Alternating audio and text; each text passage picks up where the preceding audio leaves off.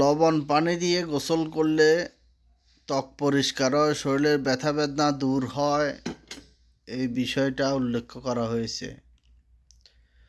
এখন হাদিসের বিষয় যদি আমরা দেখতে যাই তাহলে দেখা গেল গোসলের পানিতে লবণ মিশানো নিয়ে সরাসরি কোনো হাদিস নেই। তবে হায়েজের রক্ত লেগে থাকা কাপড় পরিষ্কারের ক্ষেত্রে লবণ মেশানো পানি ব্যবহারের নির্দেশনা একটি সহিহ হাদিসে আছে।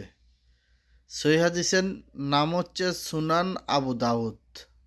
যখন সহিহ হাদিসে তদন্ত করলাম, একটি হাদিসে আছে, তবে নিচে জয়ীফ লেখা আছে।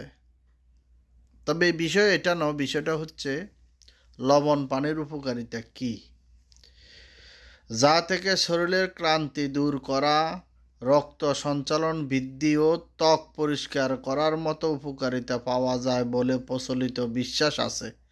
যদিও আধুনিক বিজ্ঞান একে সল্ট ব্যাথ এর উপকারিতা হিসেবে দেখে। হাদিস ও প্রাসঙ্গিকতা।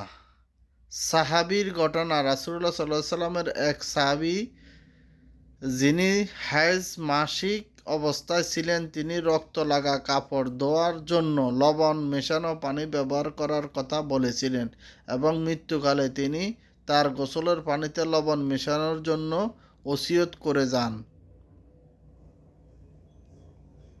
এই ঘটনা থেকে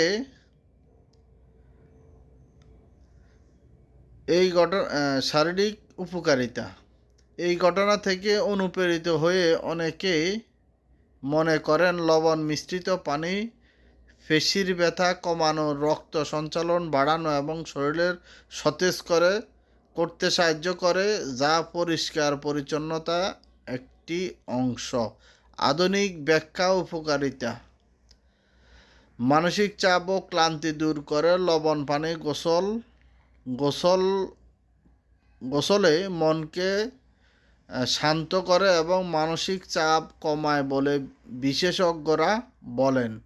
ত্বকের যত্ন। এটি ত্বক পরিষ্কার করে, মৃত কোষ দূর করে এবং প্রদাহ কমাতে সাহায্য করে। রক্ত সঞ্চালন। লবণ পানিতে রক্ত সঞ্চালনের উন্নত করতে ও পেশি শিথিল করতে উপকারিতা হতে পারে। ব্যবহারের পদ্ধতি। সাধারণ গোসলের পানিতে সামান্য লবণ, বিশেষজ্ঞ সামগ্রিক লবণ মিশিয়ে গোসল করা হয়, যা শরীরের ও মনকে আরাম দেয়।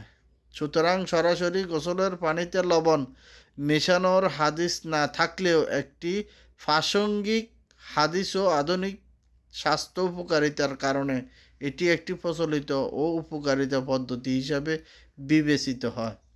এখন বরফ পাতা গরম পানি দিয়ে তো লাশকে গোসল করানো হয় লাশটা শক্ত থাকার জন্যে।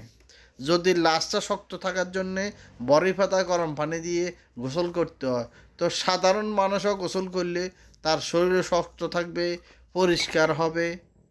এখানে একটা হাদিসের বিষয়টা হচ্ছে যে যদি কোনো আমলের বিষয় হয়, কোনো এবাদতের বিষয় হয়, যেহেতু এবাদতের বিষয় এই তো আমরা ব্যবহার করতে পারি, নাও করতে পারি। আর যখন সমুদ্রে গিয়ে লবণ পানি দিয়ে গোসল করে, ওই সময় তো একটা বিষয় আসে, ওইখানে গোসল করে, সমুদ্রে গিয়ে গোসল করে। এটা তো বলে না যে সমুদ্র দিয়ে গোসল করলে আমাদের শরীর ব্যথা সব ভালো হয়ে যায়, তাহলে সবাই গিয়ে যায় গোসল করি আসতো। সুতরাং আমরা লবণ পানি দিয়ে গোসল করতেও পারি, না করতে পারি, এতে কোনো একতলাপ করবেন না।